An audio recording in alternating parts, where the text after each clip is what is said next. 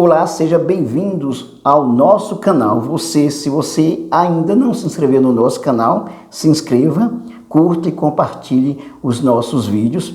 Estamos aqui com mais uma notícia comentada e é importante que esse material, essas notícias, tudo isso que eu coloco para vocês aqui é para contribuir para a consciência crítica, para um conhecimento mais amplo. Portanto, é nesse ponto que a gente trabalha para vocês, ok?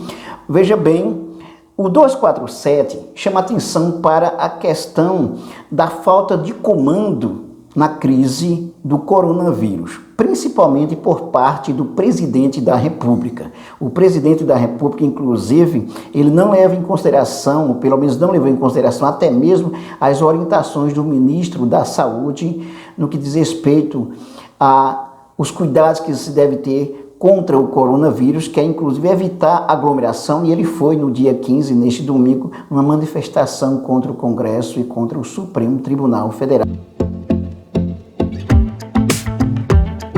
E, portanto, aí ele desrespeitou até mesmo a orientação da Organização Mundial de Saúde e a orientação do ministro da Saúde. O que dá para perceber é que Bolsonaro vai para um lado, o seu ministério vai para o outro, tanto o ministro Mandetta, que tem se mostrado inclusive uma pessoa séria, e também o Paulo Guedes, por exemplo, diz uma coisa que de certa forma é como se estivesse envergonhado com o que o Bolsonaro faz. Inclusive, o que dá para se perceber é que não há comando de fato.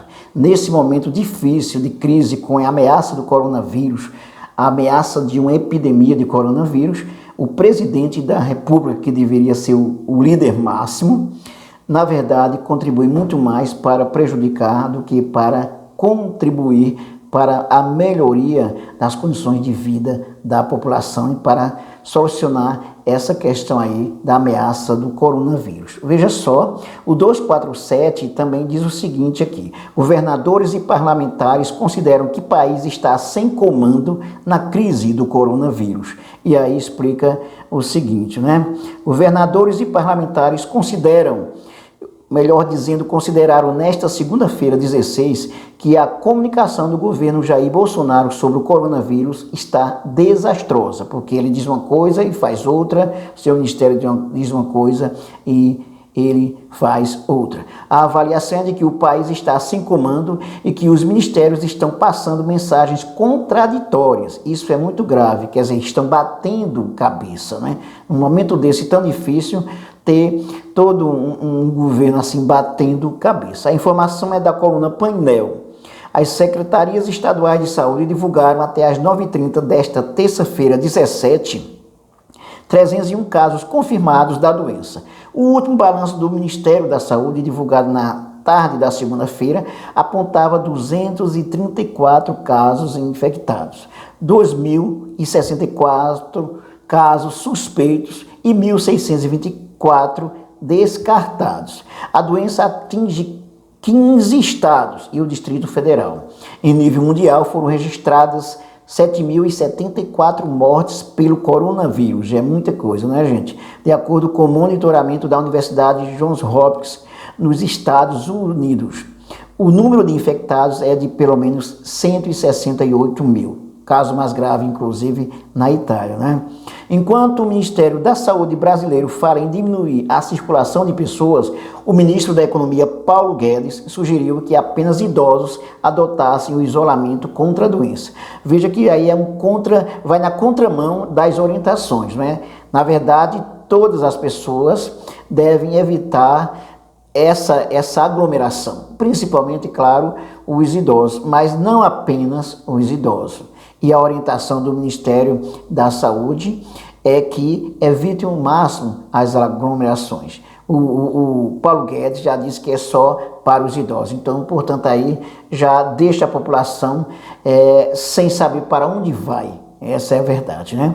A avaliação no meio político é de que o pacote de 147 bilhões anunciado por Guedes para medidas emergenciais contra o coronavírus ainda é pequeno perto dos alertas de quebradeira que chegam do setor privado, principalmente das companhias aéreas ainda não atendidas pelo governo. Então, isso é outra questão aí que se torna insuficiente esse montante aí.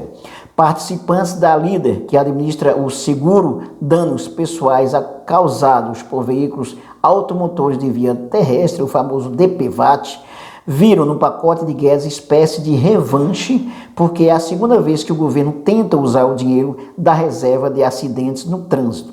A primeira foi no começo do ano, quando Bolsonaro tentou zerar o DPVAT, mas o Congresso barrou a medida. Bolsonaro convocou atos, mesmo com o maior risco de novos casos, por causa das aglomerações, o que gerou muitas críticas de parlamentares e de colunistas da imprensa, até porque ele já havia dito que a pandemia do coronavírus é fantasia propagada pela mídia, ele chegou a dizer isso, né?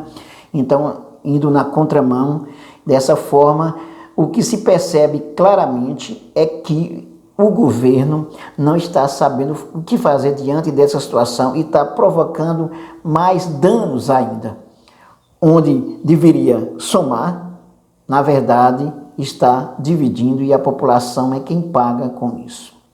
Não esqueça de se inscrever no canal, dê um like, ative o sininho para receber nossas novidades, acesse nossa playlist de sociologia política, atualidades, cinema e literatura e muito mais.